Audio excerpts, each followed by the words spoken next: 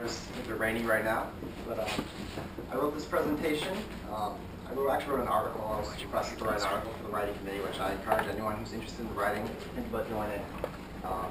Wrote this article on something that I found interesting, which is pretty much the idea of replacing American $1 bills with $1 coins. And this is something that was pretty big in the news.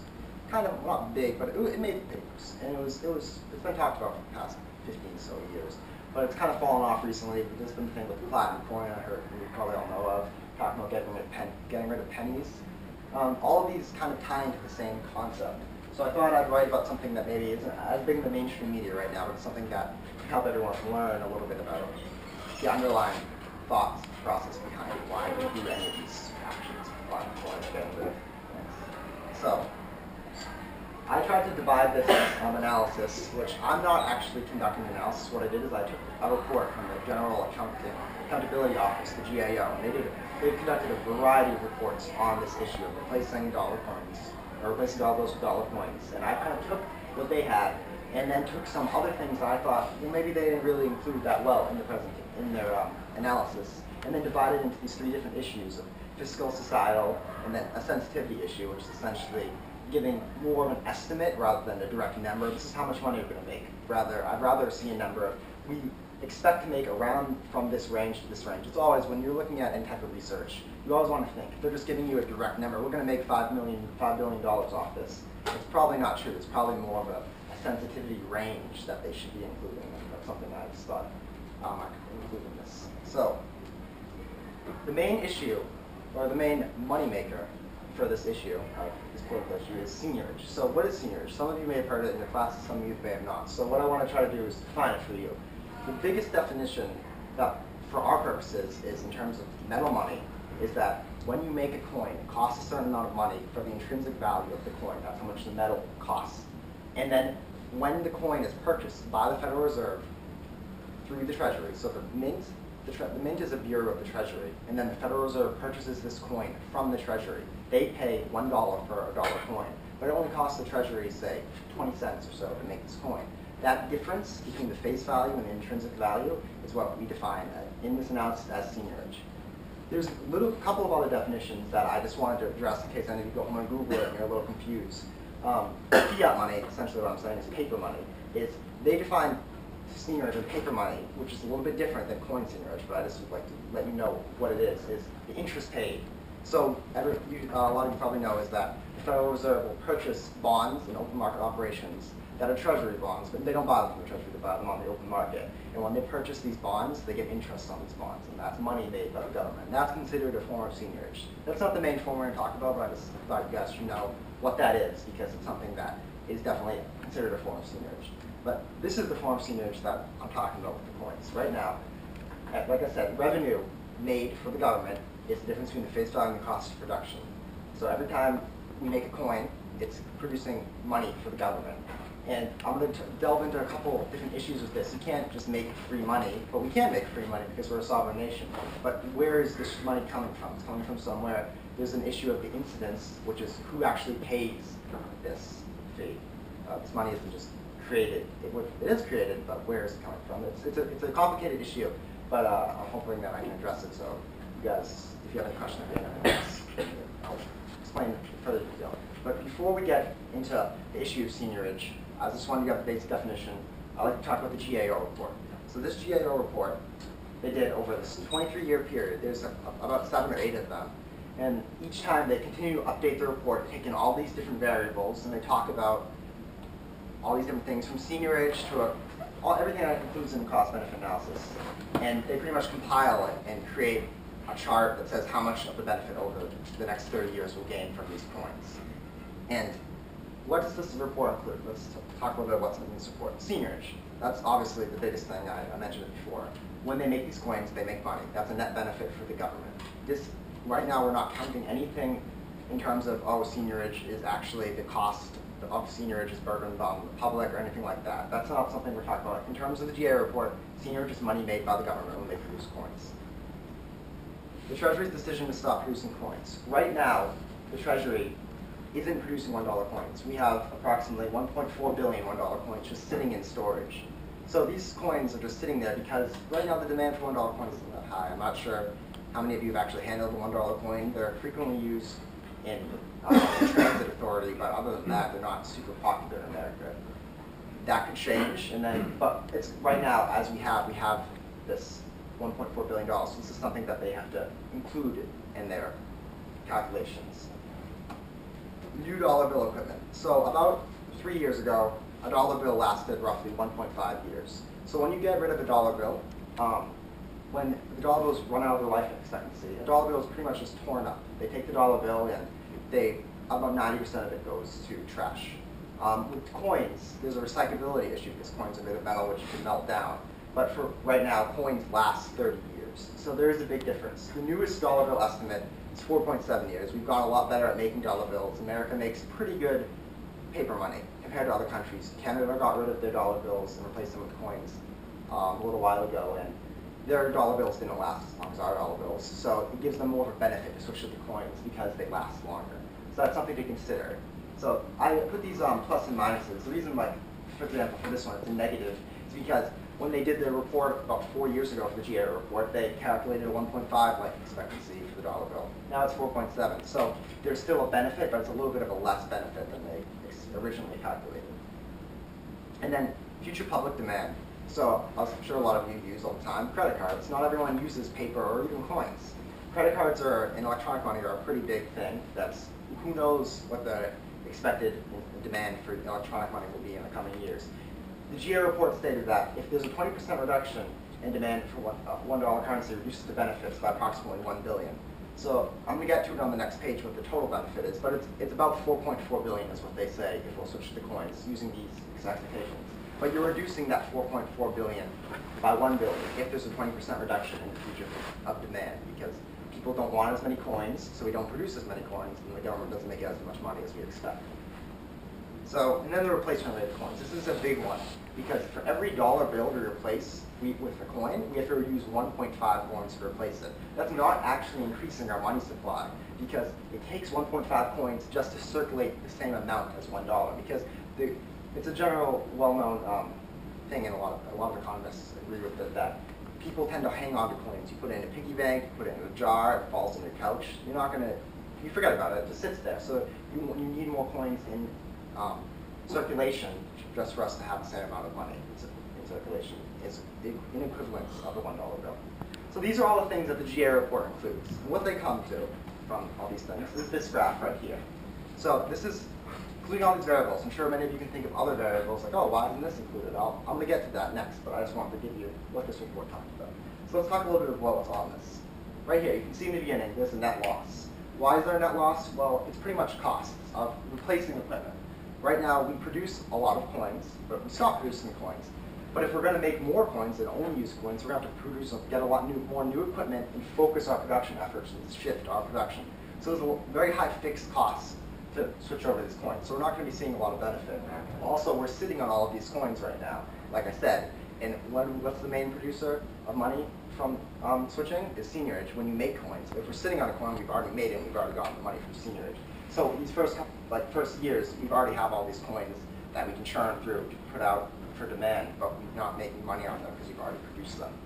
Now, this little thing right here, it's a little bit confusing in the report. The report, I will say, it's a good report, but the analysis level isn't super high. But what they are assuming here is that it's going to be, as we ramp up production and we're switching machines over there, there's going to be an overproduction of coins at this point, and we're going to be producing a lot of coins right then because we're going to start running through these supplies right there, even though they say they will last 10 years. But they're assuming that at this point there'll be overproduction, they'll make a good amount of profit, and then it's going to go back down. It's not completely clear in the report why that is there, but that's their general assumption. I'm not sure exactly why, what analysis they use to think that they're going to be overproducing the coins, but I'm assuming they thought of something for that reason. But the main issue of this is right here, which is the last 15 or so years where this is an increase.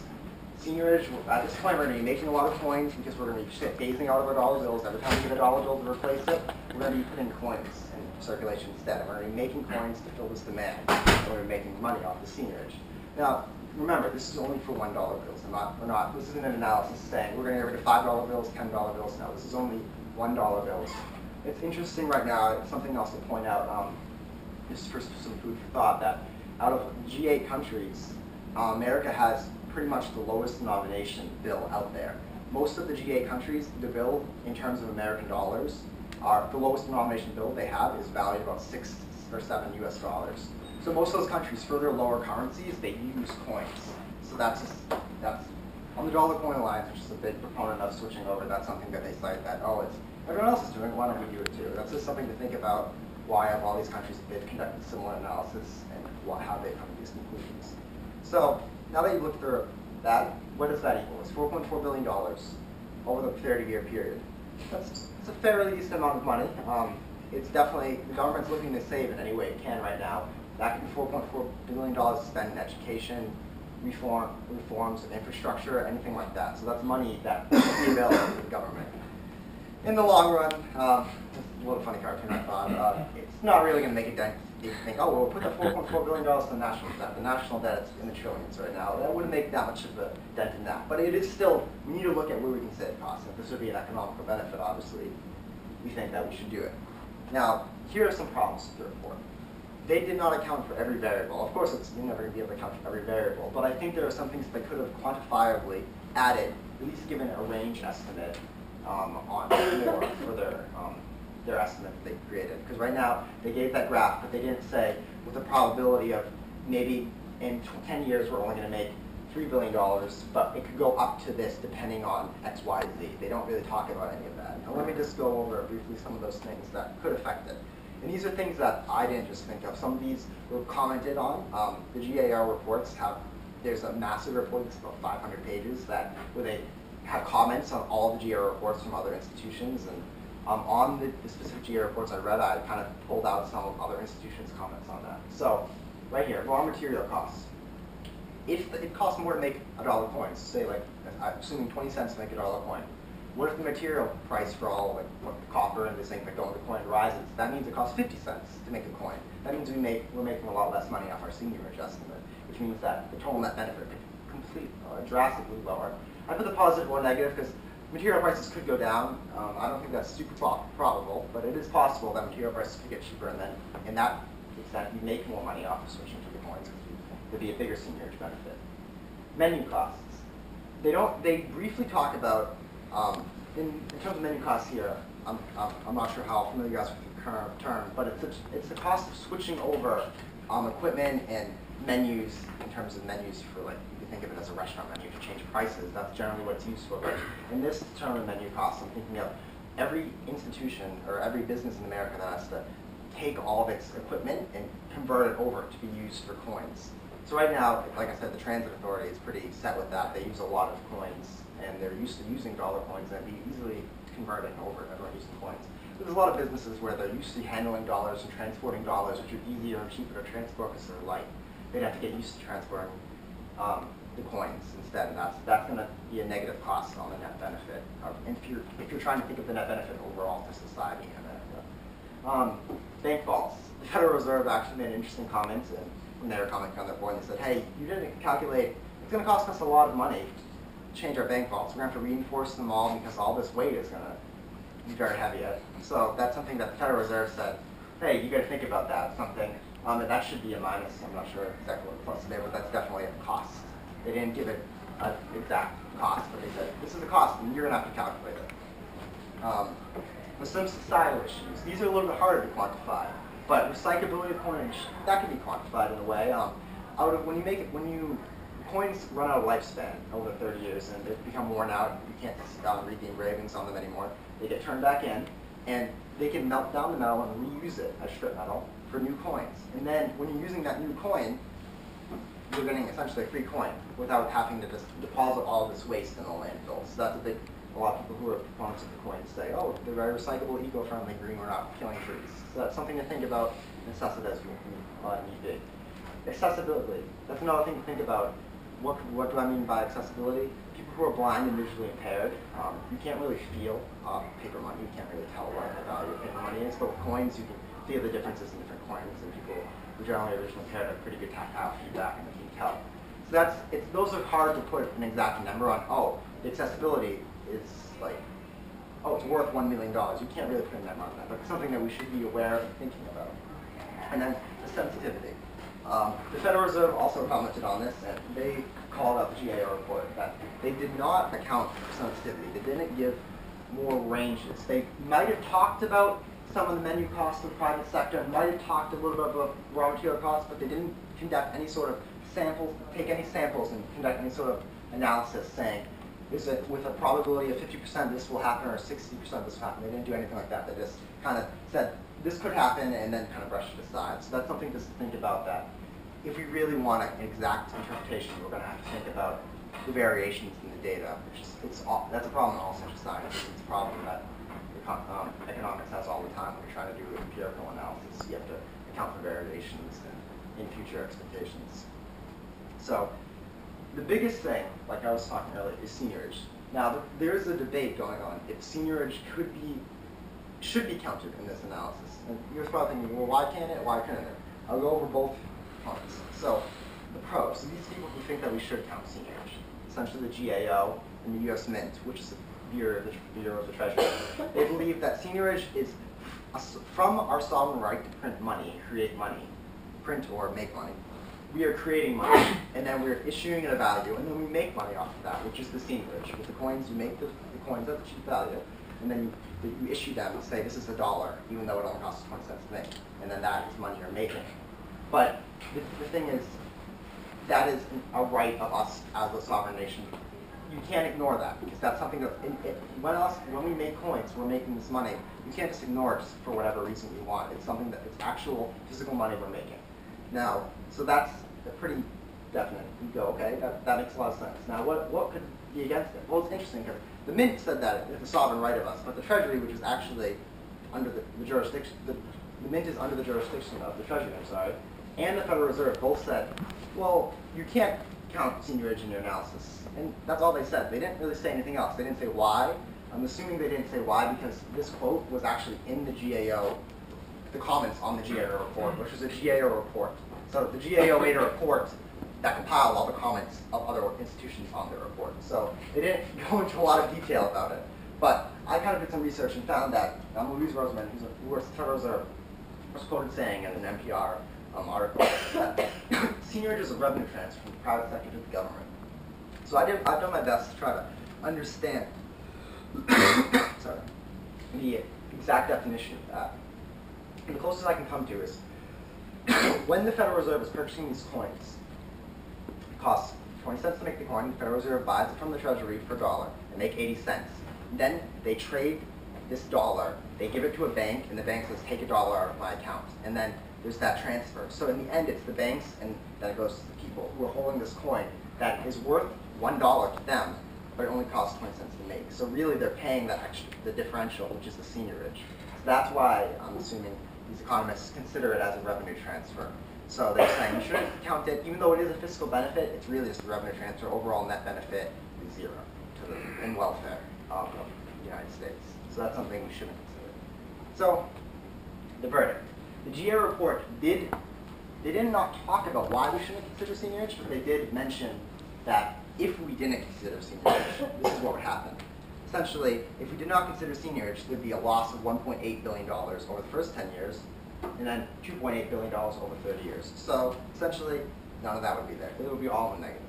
So if we don't consider seniorage in this analysis with the variables that I talked about that the GA report includes in the report, there would not be any $4.4 billion gain. There would be a net loss of $8.8 billion. The GAO gave us this number, but they also say we should include seniorage. So it's something you need to think about, everyone should think about, say, should this be included, should it not be included, why or why not? So this is a little chart I made. Should we replace the dollars? Seniorage holds, it's $4.4 billion net gain over 30 years. But then there's also other variables the GAO did not include, like the menu cost, the private sector, replacing the bank vaults. So that creates a different number. It's hard, I can't give a number for you unless I go out and do all the empirical research, but it's something that maybe if someone should go out and redo the report and think about all these other variables as best they can. And then if it does not hold as a 2.8 billion loss, and then the same thing with the variables not included, some things to think about. So what does this mean in terms of today? So we have this discussion of replacing the dollar bills with coins. So that's one discussion, and we talked about that. Now, the platinum coin. The government, it was about a month or two ago, we were talking about creating this $1 trillion platinum coin or something around there, and it would only cost about $20 to make. They're not going to make this $1 trillion platinum coin and then go to a foreign nation or something and go, here, let me buy something for you with this. They're going to make the coin, and then they're going to have the seniorage benefit, and then that's going to be what they do. And the coin is going to go into a Federal Reserve bank vault and sit there until the universe dies off. They've never used the coin. So you wouldn't actually get any sort of inflation or anything with a platinum coin, but it does create some problems where people think that it's sovereign right of us to create money, just like we're saying in seniorage, but maybe we shouldn't abuse the sovereign right by creating $1 trillion platinum coins and then that are only actually intrinsically valued at $20. So that's something to think about with that. Right now, it's not. They didn't pass the bill. It's not going through. Nothing's happening with platinum coin. But it's just something that was in the news recently. The penny is actually the opposite case of seniorage because it costs us 2 cents to make a penny, and the penny is only worth 1 cent. So every time you make a penny, the government is losing 1 cent in value. So that's something to think about there. They're talking about getting rid of the penny. The Canadians did it pretty recently, and they just rounded all their prices up to the nearest 5 cents, I believe, depending on how close it was. And something to think about that we could do. It's cost, if we're going to look at replacing the penny, maybe we can look at replacing the dollar coin or dollar bill, vice versa. Whatever we can do to maybe save money and make our lives easier. But in the end, it really comes down to if you value seniorage and what you think. Would you all want to carry around dollar coins everywhere? Would that be a problem? I personally like dollar coins. I like the weight. I feel like I actually have money in my hand. But that's a personal preference. If no one in America wants to accept these dollar coins, they're not going to catch on, and then it's going to be a fiasco. No one's going to switch over. We're eventually going to have to go back to the dollar bill if no one's using these coins. So that's pretty much the end of my presentation. There's no references. If anyone has any questions.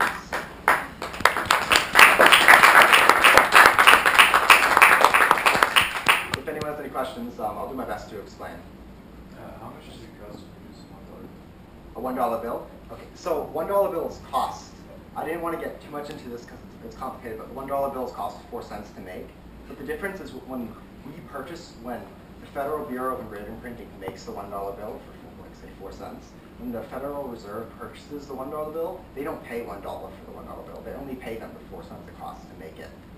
And then they get this $1 bill, and then they use the $1 bill to get a bond or engage in a loan.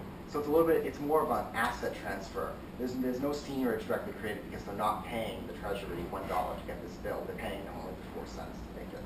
So, and that's because even though it costs 4 cents to make a dollar bill, if you think it's intrinsically valued at 4 cents, well, paper itself, once it's engraved or printed, is pretty much worthless. Unless we say this is worth $1 and we use it for money, no one really wants this piece of written paper that does nothing. But even if we don't say that this coin is worth $1, we have this coin that has metal that we value. So then that's why that has the intrinsic value. That's why there's the difference in payments. Sure. So, in a world where we're continuously going towards virtual money, so credit cards and debit cards, what should we care about paper money versus coins? Yeah. I mean, we're all switching toward credit cards even for small transactions. So, would it make sense to replace something that will be replaced itself by credit cards in the nearest future? Yeah, that's a big topic of debate. You know, it definitely we're increasing our electronic currency usage. Like as I showed it does decrease the net benefit if people are using more and more electronic money in place of coins or dollars. It does also create a problem with like when Canada switched to they got rid of their pennies and they round. But when you purchase something online in Canada, we can go to any decimal point you want with electronic money. You can go to 5 decimal points if you want. You know, you can be very precise with electronic money. It's just easier to use. So if that's true and people just don't want this, maybe it's not worth the effort of switching all the equipment and going through all these analysis. Maybe we should just focus on electronic money, make that more accessible and easier. You don't even have to swipe a card. You can just, everyone has like a government issued card or something like that. I don't know. But that's definitely something to think about. It definitely has a huge impact. It might not be worth it in the end if people in 20 years are going to be using only electronic money anyways. So that would be an interesting analysis if someone just focused on the demand from physical currency and what the projected demand will be in 20, 30, 40 years. So, any other questions? Have you taken into account what would happen to, so we have different velocities on money for paper currency and coins, right? Yes. So how would that affect inflation? So we quantity theory of money, Yeah, inflation velocity. so that's something I was thinking about a little bit. I couldn't get a definite answer, but right now we assume it takes $1.5 coins to replace a dollar because people are less likely to spend dollar coins, so more likely to sit around as coins sit around. But if we completely replace dollar bills with dollar coins, will that still happen? What happens if we create this $1.5 coins for every dollar bill, but then people will go, we don't have any dollar bills, we have to spend these dollar coins, and then we just increase the money supply, then there would be inflation. So that's something I'm not sure exactly how they calculate. If they calculated or even thought about that in this GA report. Any other questions? Sure. Did they mention anywhere in the GAO report of us how they would actually implement this if they were to agree with it? How they implement it? Yeah, because I doubt one day it'd be executive order that you should all turn in your currencies for coins. How would it work? It's funny, they actually said that if tomorrow, they didn't say executive order, but if they could get the law passed today and then tomorrow we start producing it, that's what this assumption, this analysis is based off of. If we could just instantly switch over to it, so that's something to think about too. You obviously have to go through the whole political process to get this approved. Sure. Does it necessarily have to be like a one-day process? Like, because you said the life expectancy of the dollar bill is like 1.5 years or something? Right now it's 4.7 years, but it used to be 1.5 years. So like we like based on the graph you showed us, like that was like a 20-year scale or so. Yeah. Do you think it's possible that they could do like a gradual phase out of dollar bills? Yeah, that's definitely, I mean, even if they were to want to implement this like, right away, there's no way it's going to happen. It's going to happen as the dollar bills run out of life expectancy and then they get turned in to be replaced. And when they're replaced, they're replaced with coins. So there really is no way. I'm not sure exactly how or why they didn't include that in the report exactly. They're assuming that they can just switch it off right away and then start producing these coins. But I'm pretty sure the assumption is that they pass legislation, and then from that point the legislation is passed, every dollar bill that they would get, instead of replacing with another dollar bill, they would just stop the dollar bill production and then use coins. So that's, I'm assuming that's the way they're doing it. No. Sure.